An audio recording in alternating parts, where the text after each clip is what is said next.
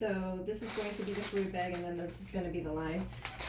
Generally, at the time that you open the fluid bag, it expires within 30 days, but you're going to be giving 500 mLs, ideally daily.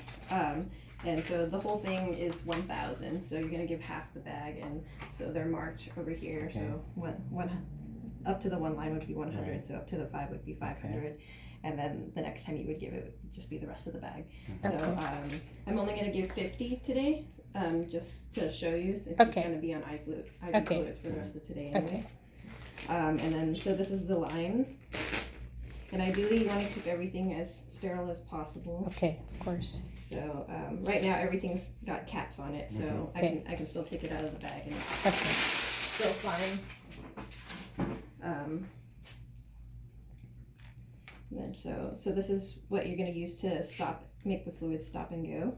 Right. And so all the way down would be stop, and then rolling up would be go. And sometimes if it's been pinched for a long time, the line will tend to crank, so you just have to massage it back open. Okay. And so right now I have it closed, and then I'm gonna open one of these things. You only need to open one of them. The only reason to open a second one is to have another line run through it, or to add something to the bag.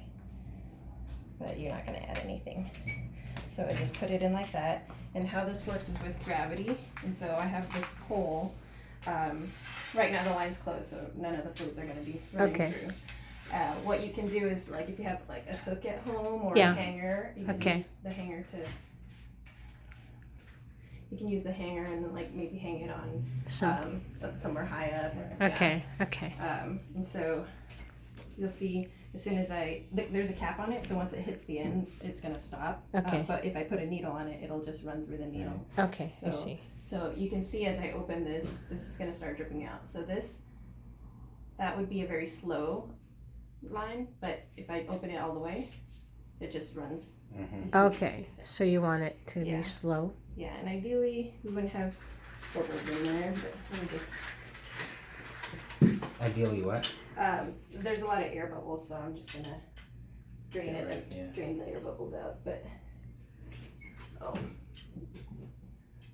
There, and so this is going to be the chamber.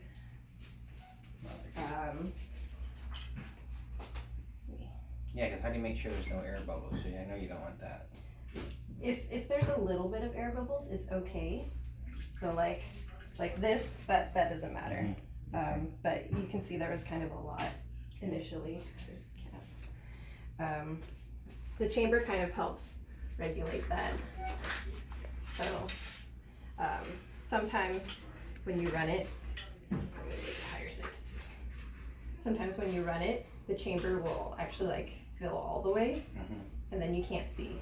And so that's not ideal, but you can kind of empty out the chamber. You can't see how quickly it is. Yeah, so you kind of want the chamber somewhat halfway, and that would be ideal, so that you can see. I'm going to empty it a little. Okay, there we go. So that would be an ideal amount in the chamber, just for visual reference. And if the chamber is all the way empty, it tends to add more bubbles in there. So if you have it somewhere in the middle, that's the consistently. Yeah. Okay. But just from various things, it tends to fill in empty. So now, does Goldie have a catheter in or something, or we're going to be injecting into her? You're going to be injecting under her skin. So dogs and cats, they have a sub-Q space.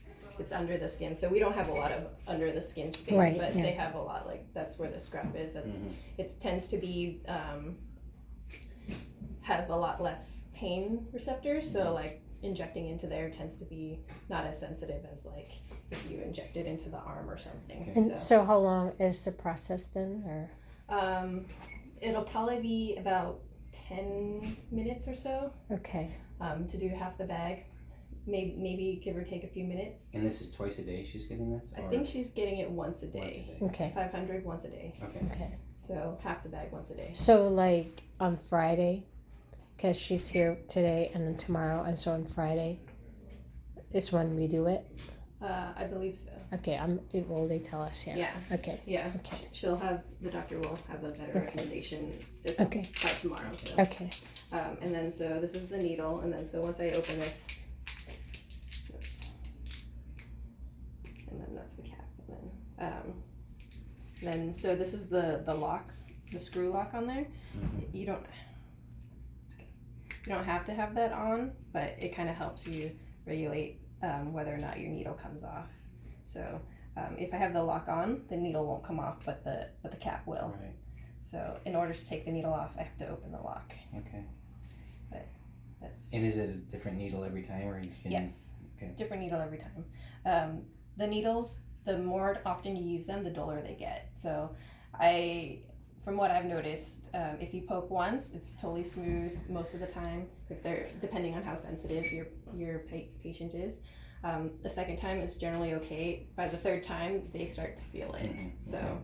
So ideally, a new needle every time will be the least amount of pain. Okay. I see. And so I'm gonna keep this cap because I'm gonna use that to recap it after we're done with the Right. needle. Okay. So Okay. That's I'll do it.